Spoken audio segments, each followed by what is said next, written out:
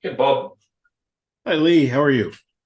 I'm okay. It's when I look outside, the skies are already dark and it's only 6:30 p.m. here. Not dark, but it's a bit depressing. I was I was kind of Well, hoping the summer would last longer. I'm in San Diego, so it's always sunny here, as you know. Well, yeah, at least it's not foggy like San Francisco.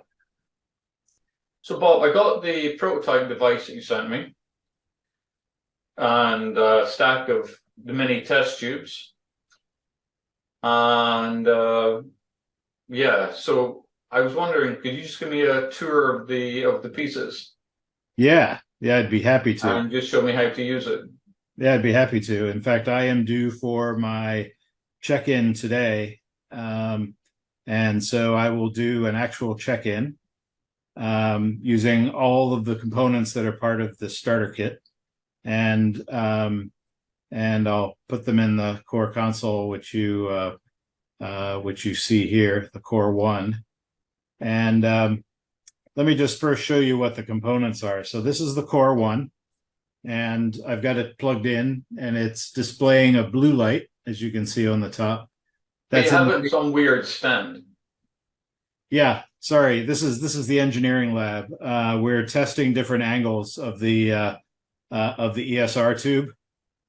So bear with me with that. But yeah, I have it on an angle device. Okay, so that's only for you, that angling thing. The device normally sits on the desk. Correct. Okay. And why doesn't it have a USB plugged into it, or does it have a USB? It does. Yeah. Okay, Here. okay. Yeah. So it's connected to my Wi-Fi. So there's a startup, an onboarding where you connect it using a phone. You connect it to your Wi-Fi, and once it finds your home Wi-Fi, you can power cycle it, and it'll always find the same Wi-Fi again. Or you can change Wi-Fi's. It'll actually even store multiple Wi-Fi addresses. If you have a vacation home, it can store both of those. So it's kind of cool. And when I actually insert the cartridge into the device, um, the light will turn from blue to green, as you'll see. So let me run through the So pieces. you're saying, so that thing you're holding, that's a mini test tube. Yeah, That's a test. that's one test. Yeah. So this Um, is a single-use disposable part of the system. and the website says it takes a single drop of blood. Yeah, takes. What is that? Like 33 milliliters? Yeah, it's less than microliters. It's less than. Microliters, sorry. Yeah, yeah, Yeah, yeah. It's like microliters. a hanging drop of blood would be about a microliter. Sorry, 35 microliters, and Mhm. a lot of um, a lot of mail-in dried blood tests take, of course, multiple hanging drops, which is a fair bit of blood.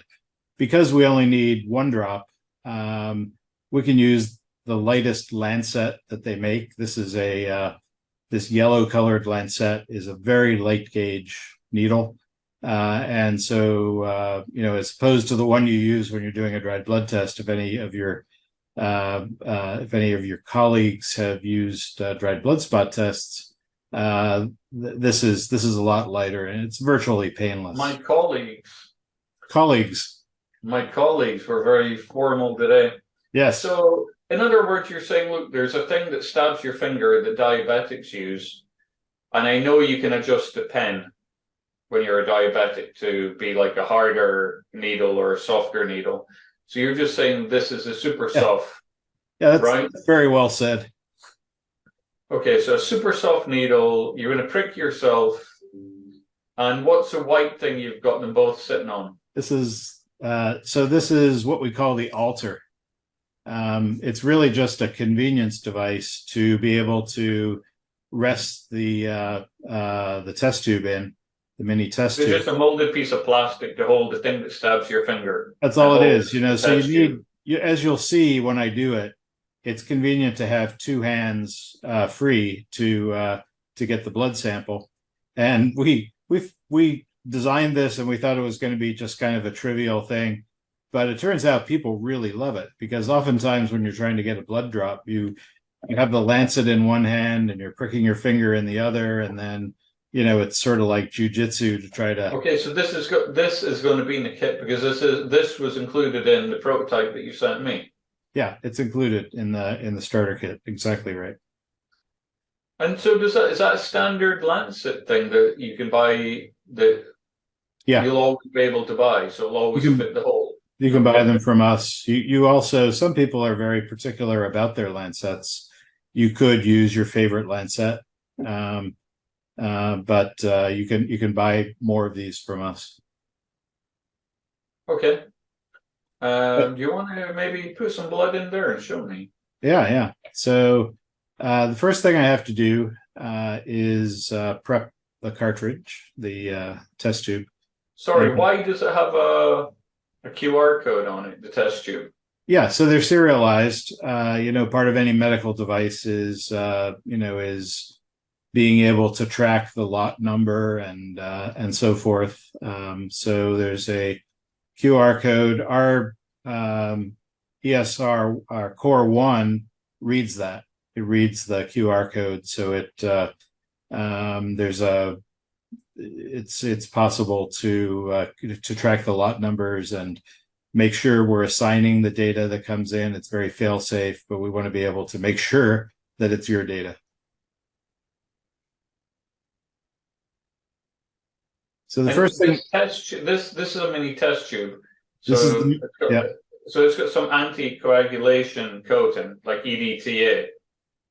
It does. It has a dry EDTA coating inside. Oh, so it is a mini test tube. Yeah, there's a capillary tube in the middle. The rest of the thing is just really a holder for that capillary tube, and there's an elastomer seal at the top and the bottom. So the blood is contained in this device. So the first thing we have to do is we have to loosen the top by one complete turn. What if you do two turns? That's too much. You don't want to take the top completely off. I think that to take it off completely is like 3 or 4 turns, but okay. So you just need one turn. Just need one turn. You'll notice there's also 2 lines near the top. That's like your oil dipstick in your car. So it's a minimum and a maximum for the fill. So we want you to fill it to between those 2 lines. That's quite precise level you need to go. Yeah, it's not going to throw anything off if you miss a little bit. It's pretty forgiving. And why do you need to turn the top thing one turn?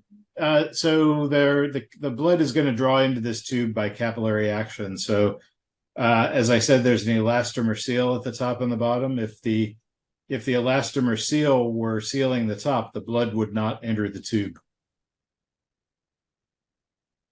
Okay. Okay, so one turn. And now I'm going to remove the bottom cap completely.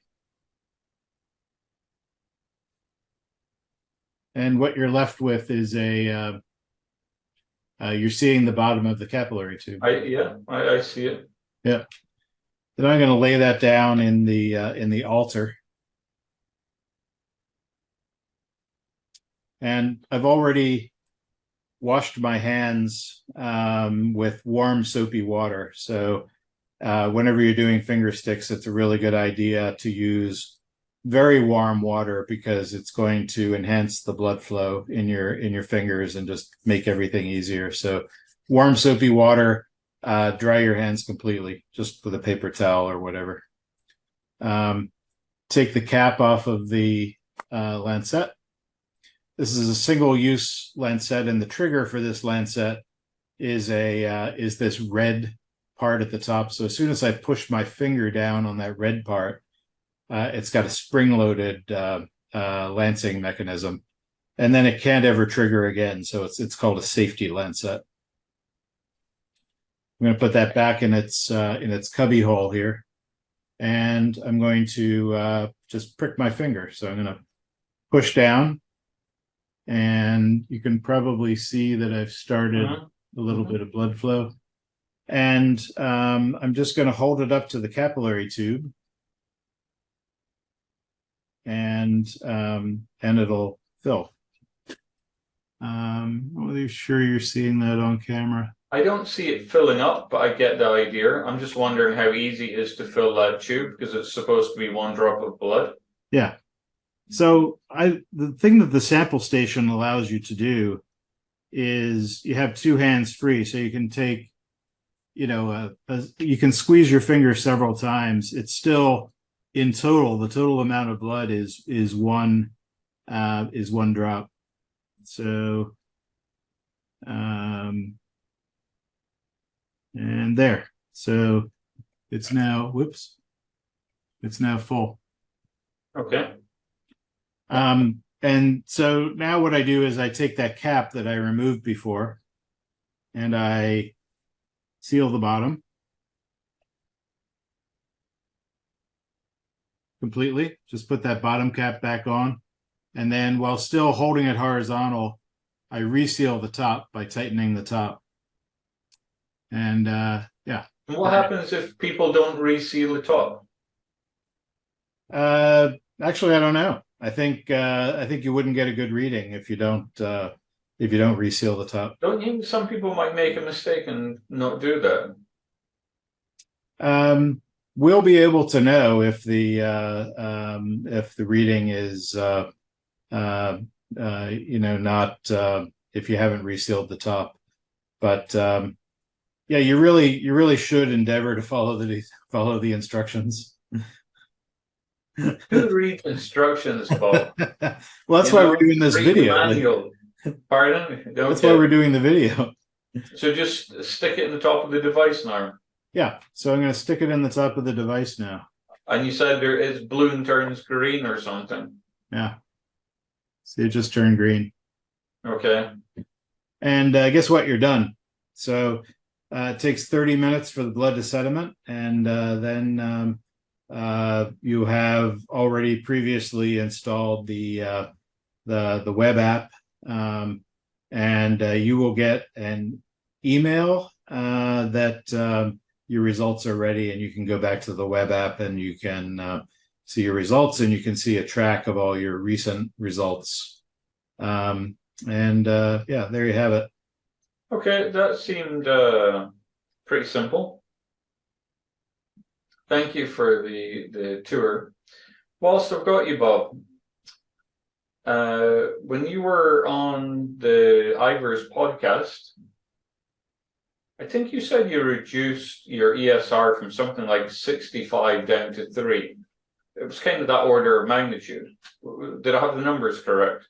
Not exactly.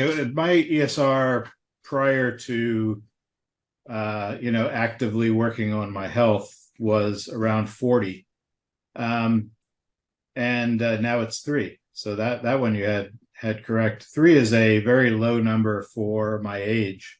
And how old are you? Say again? How old are you? I'm 65. You better get this device out soon, Bob. Thanks. There's a normal range, as there is for any biomarker, that the medical allowable level of ESR trends up with age. So at the age of 65, and it's also different for gender. So being a 65-year-old male, it would be okay for me to have an ESR as high as 30. Mine was 40, so it was definitely high. But I often wondered whether, this age dependence, why should I, just because I'm old, why should I expect my ESR to be 30?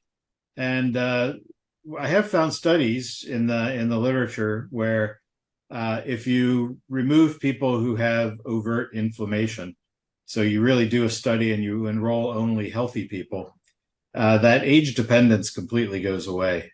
So ESR is supposed to rise. ESR is said to rise with age in a more elevated fashion than CRP.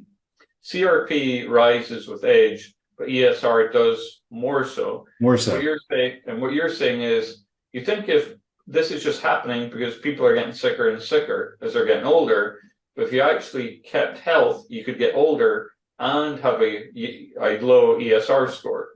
Exactly. I think that's probably true for CRP as well.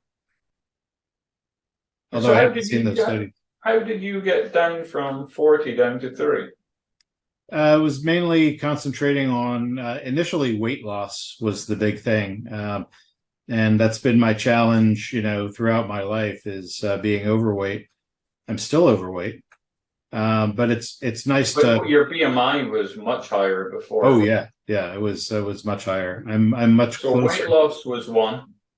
Weight loss, and that got me down to around, the weight loss really without worrying too much about food or supplements that are anti-inflammatory. That got me down from 40 down to 7 or 8, which is That's crazy, Bob, because I'm my ESR, I'm 47. I think I'm healthy, but my ESR is 6, lowest is 6. So some days it's double that. Well, I'll tell you how I got from 7 or 8 to 3. It was really focusing on anti-inflammatory foods. And I think this is actually the key use case for COR, is to focus on microinflammation or silent inflammation, and finding out what foods and supplements and fitness routines are really your body is most amenable to for lowering it all the way to 3, right? So for example, for me, tart cherries, which are known to be anti-inflammatory, but they probably don't help everyone as much as they helped me, but they were instrumental in getting me from 7 or 8 down to 3. So you're a tart cherry man. I'm a tart cherry man. Yeah. And so I have to ask, how do you feel having got your ESR down? Oh my God. Yeah, it's night and day. It's night and day. I mean, I can feel much more mobility in my body. I don't feel stiff and achy, and joints and muscles. Everything feels looser. My range of motion is increased. I can get out on the golf course with my 14-year-old daughter without any trouble now, and I could never do that before, honestly, sadly. And so, inflammation you do feel. I would never suggest that how you feel is a biomarker. It's much better to have a number that you can track. Well, when I first heard about ESR, I was very skeptical because I was testing all inflammatory markers but ESR. And then because of you, I started adding ESR to my weekly lab draw. I did the same for my girlfriend. And I was super surprised because I loved hsCRP. It's one of my #1 biomarkers. Good marker. Extremely good marker. But what I found was that ESR was much cheaper. And through testing daily or weekly, hsCRP and ESR, I found that hsCRP wasn't telling me anything the ESR was not telling me. Like literally. And the two of them were highly correlated anyway. Like that's in the literature. They overlap. They mostly overlap. There's a correlation coefficient of 0.7 between the two. So it's highly correlates then. And so then I'm like, why is everybody favoring hsCRP? And I did some Googling and I see why. Because if you're doing diagnostics, because ESR has a lag, if you're trying to identify a pathology, look, do you have the flu at the moment? hsCRP reacts much quicker. And so if I was a doctor working with a patient, unless it was specific conditions where you use ESR, like rheumatoid arthritis, etc., I would use hsCRP. But then that's why I got super interested in your thing, because it became obvious that if you're not doing diagnostics and you're doing tracking, ESR is better. It's cheaper. It's not hsCRP wouldn't give you something that I find to be different. And then I got my girlfriend doing it. She's 28 years old, so she's pretty healthy, and her hsCRP is under 0.4. Because her hsCRP is under 0.4, the lab machine cuts off at 0.4. So if she went every week, all it would ever tell her is you're under 0.4. So now she can't optimize any further. But her ESR was 6, even though her hsCRP was 0.4. So then and I know she can improve her lifestyle on the inflammation side without going into details. Yeah.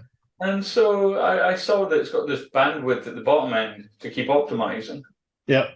Yeah, we refer to that as headroom. The ESR number has, at the low end, it has more headroom because of this fact that, especially the age dependence, there's a very large percentage of the population is walking around with an ESR number that's higher than mine, for example, which is kind of crazy. Okay, so I'm super excited. Now I know how to use the device, Bob. I know it's just a prototype. So the next step for us is you'll show me how to update the firmware on it. And somehow I'm going to be able to get a result from it. You don't have the web app yet, but somehow, not today, but another day, you'll show me how to access the result from the device. Yes. Everything is in development. We could do this on another call probably, but all of the parts of building a hardware, software, medical device are in process and on schedule. We have software front end, software back end, we have firmware, we have molded parts, we have machined parts, we have electronics boards, and there's packaging, trivial stuff, right? Packaging and notes and labeling. So you're going to put a USB charger in the box? Yes, yeah. There's going to be a USB charger and a cable. Do you have a device that's not on a stand that you can show us? Yeah. One sec here. Oh, you've got 4 in the background. Yeah. That's the world's supply right now. Okay, but you kindly sent me a prototype to test. Yeah, because you're special. Okay, and the bit of tape is just to stop the slider moving and transport it. Correct. Okay. And what's the test tube you're using? Is that just a prototype test tube you had? Because it didn't look very nice. Yeah, it is. So hopefully the final test tubes look better. I can show you a rendering on screen if you like. Yeah, show me the one. Yeah, show me the one that you sent me, and then show me the one you plan to use. Well, the one that I sent you is these. Yeah, it didn't look so hot. I mean, okay if it functions, but I thought it could look nicer. Yeah, it's a prototype. Let's see. Share screen. Here's the that looks much better, Bob. Yeah, this is quite sexy. Okay, wonderful. Hey, Bob, I'll go. I super appreciate the quick tour. Happy to do it. Yeah, and so is everything on schedule then? Because I see on the website you have a timeline. Yeah, we're going to be shipping in December. Unless something crashes at the there's so many different threads that you follow with manufacturing a hardware product that you can never be absolutely certain, but I'm quite confident at this point we'll be shipping in December. And are you still going to hold to the making the tests cheaper than the labs? Because you told me a pricing consultant advise that you charge more than the labs because you've got the added benefit factor of at home. So he said, take whatever the labs are and add 20% on and charge more. But you said to me, you're actually going to do the opposite and charge 20% less, something like that. Yeah, it's a matter of access for me. I want to put this in as many hands as I can, and so we want to price it as low as we can. And part of the reason we're using ESR is that it can be cheaper for us to get to market than some other biomarker. So we want to take full advantage of that, and we're going to price it as low as we can in order to have an ongoing business. Of course, we're not. Okay, so I'll take that as you will make it cheaper than the cheapest labs. It is, yeah. I mean, that's totally the plan, and I don't see that changing. And then you had said you're going to make the device sub 200. So that's still your plan? Yes. And that's an FDA approved device? Correct. Yeah. So that's the hardware, the starter kit. It's not just the device. It's the starter kit is under $200 with discounted, any of the discount codes that you can find. It'll be under 200. So what you're saying is if you go to the website, it will be over 200, but it'll be very obvious how to get it under 200. Yeah. Everyone on the wait list will be able to get it for under 200. But it's not just the device, it's also 2 cartridges. You mean test tubes? Mini test tubes. And it's also USB charger and cable. It's also the Alter. And it's also a package of 30 lancets. No, you don't get. Oh, you get a packet of 30 lancets with it. Okay, it'll be wonderful to see the retail packaging when it comes. Yeah, it's going to be great. I mean, it'll look like an iPhone box. I can't. I'm an Apple guy. I can't guarantee, that it's going to be quite the unboxing experience of an iPhone. But the box size, coincidentally, is about the size of an iPhone box. Okay, that's surprising because it looks larger than an iPhone. Well, it is larger than an iPhone because I've got one. Yeah, it's roughly, I'm saying. Okay, I'm going to play with this device once I update the firmware and things another day. But thanks for the tour and update. Great. You're very welcome, Bob, to put this video on your channel or whatever so other people can get the same update. Great, thank you. We will probably take you up on that, and I appreciate your time. Okay, thank you, Bob. Take care. All right, cheers.